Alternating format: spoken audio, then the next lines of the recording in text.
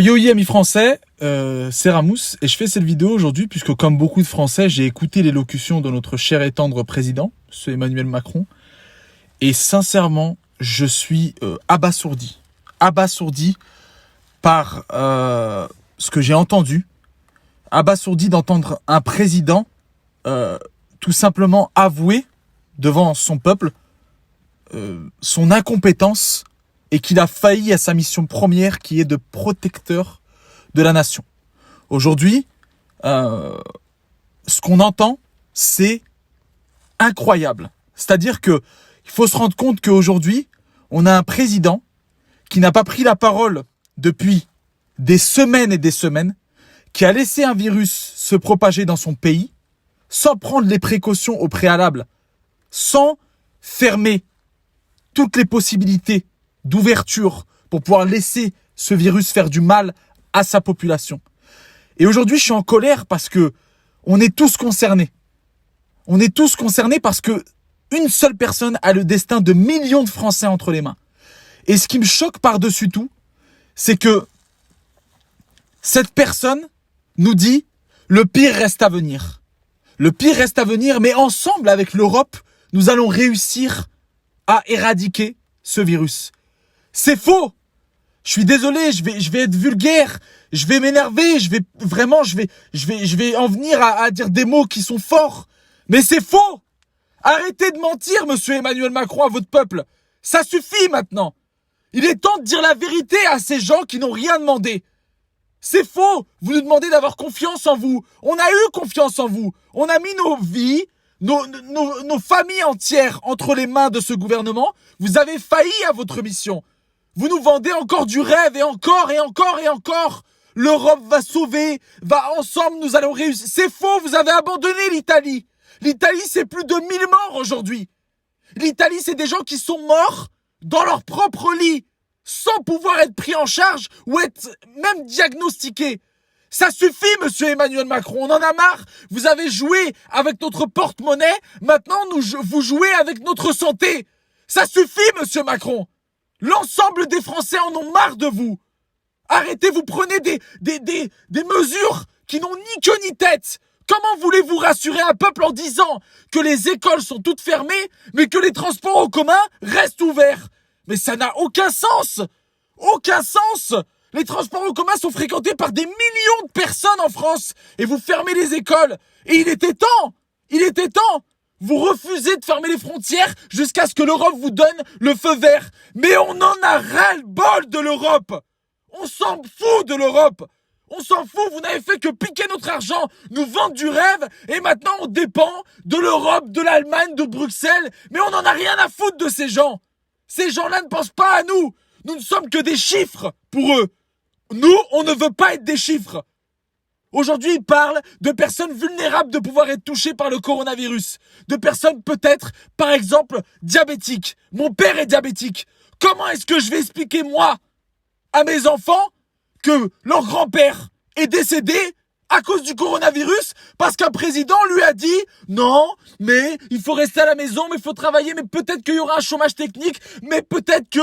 On va peut-être retirer les impôts, mais on va renégocier. On en a ras-le-bol de l'argent. Vous ne pensez qu'à l'aspect monétaire. Pensez à l'humain. Vous avez retardé l'échéance en voulant calmer les gens. Mais vous n'avez fait que laisser se propager le virus. Et vous n'avez réagi que quand les plus aisés ont été touchés par ce virus. Et il faut que vous l'avouez.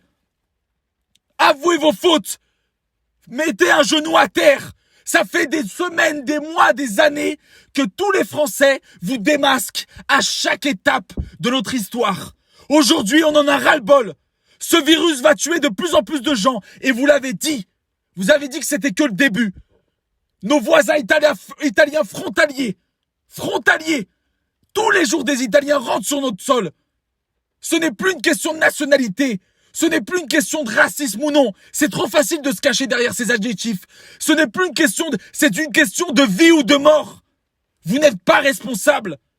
Vous maintenez les municipales parce que vous ne pensez qu'à l'argent, qu'aux subventions, qu'au vote, qu'à être élu, qu'à être député. Mais vous ne servez à rien. Et vous louez le courage de ces gens dans les services hospitaliers qui, ce n'est pas d'aujourd'hui. Où étiez-vous? Où étiez-vous quand vous leur avez promis une fois élus que vous alliez les aider? Vous n'avez jamais posé les yeux sur eux. Et aujourd'hui, ils souffrent parce que ce sont des héros, oui, des héros. C'est eux qui sauvent des vies. Vous ne sauvez aucune vie. Vous ne sauvez que vos amis de la finance, des hautes sociétés. Et aujourd'hui, vous tremblez parce que la finance et les hautes sociétés tremblent eux-mêmes. Parce que eux-mêmes perdent de l'argent. Donc, vous vous mettez à parler. Vous avez attendu que la bourse tombe pour pouvoir prendre la parole. C'est une honte.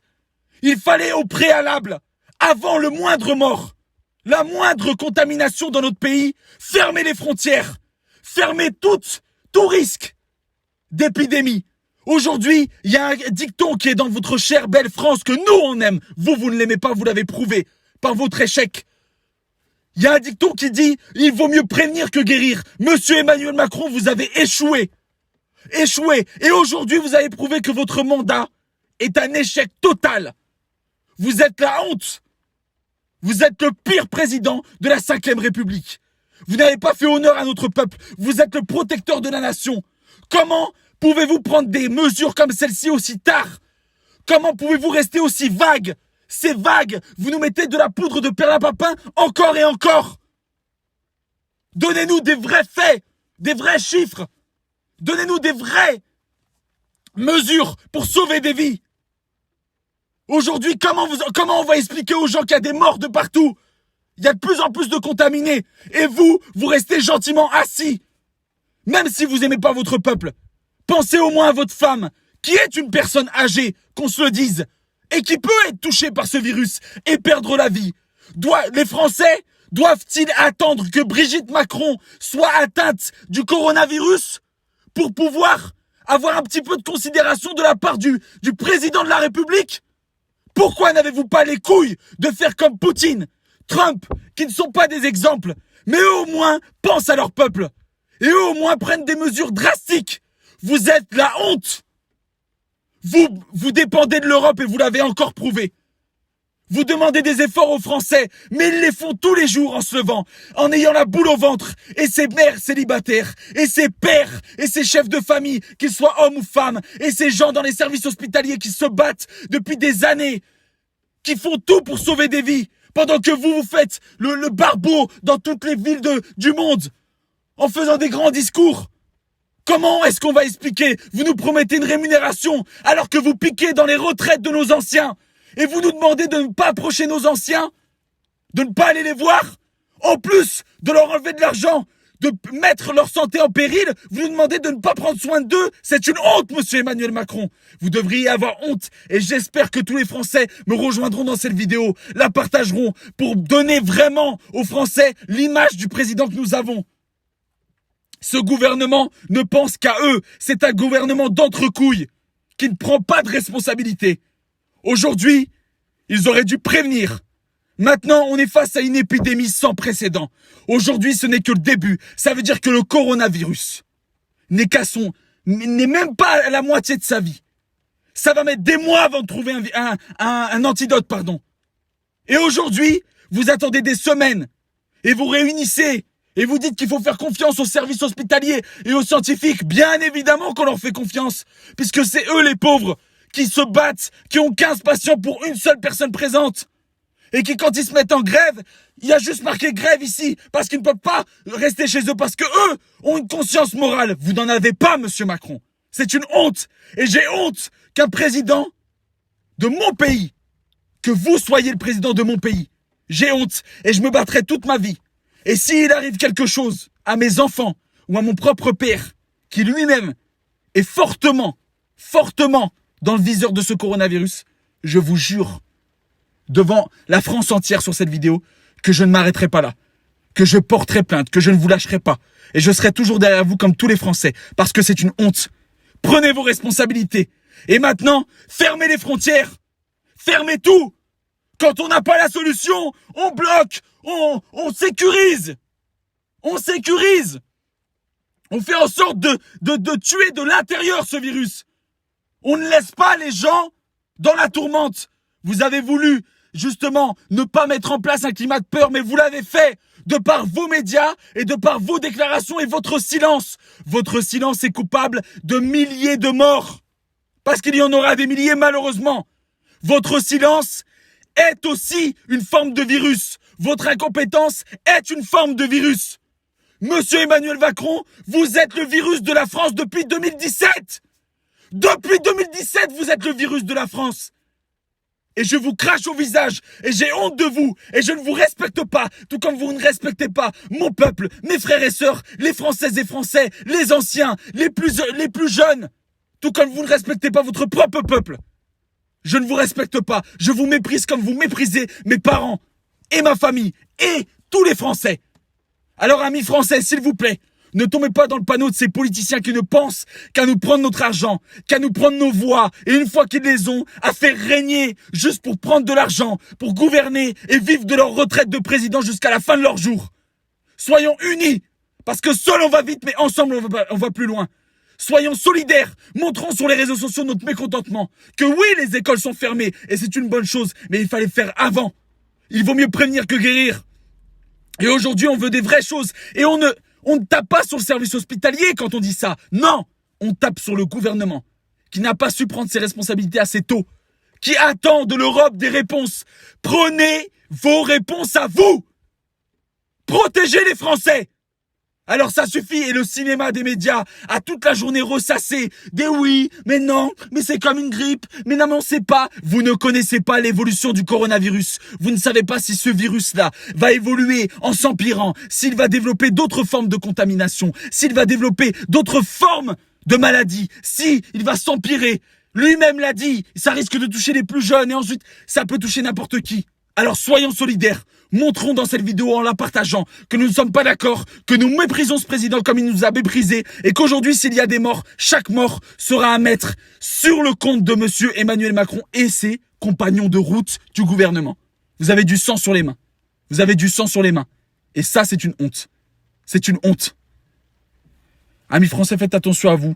C'est un message d'abord d'amour pour vous, mais de haine parce que j'ai la haine de voir qu'aujourd'hui, on nous a vendu du rêve. On a attendu le discours d'un homme qui est censé être le protecteur de la nation et qui a pris des dispositions et des décisions qui auraient été... Ça, c'était la réaction basique d'un président dans la première semaine du virus. Non pas lorsqu'il est propagé dans tout son pays. C'est une honte.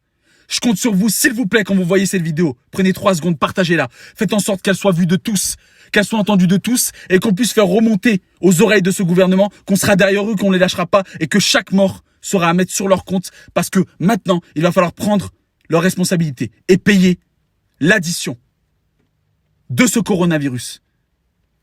Vous auriez dû faire beaucoup plus tôt. Merci à tous, je compte sur vous, je vous aime et faites attention à vous.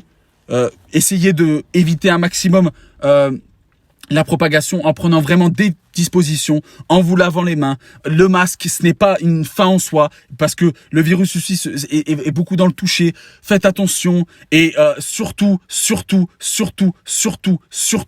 ne tombez pas dans le panneau. Parce qu'ils nous ont endormis pendant des semaines, mais finalement, c'est plus grave que ce qu'ils ont essayé de nous faire croire. Merci à tous, faites attention à vous, je vous aime. Prenez soin de vous et la France appartient au peuple, à personne d'autre. Ce n'est pas un homme en costard-cravate qui nous vend du rêve et de la poudre de perlimpinpin à chaque discours et à chaque erreur qui va nous abattre. Ensemble, on est plus fort. Je vous aime et je compte sur vous. À très vite.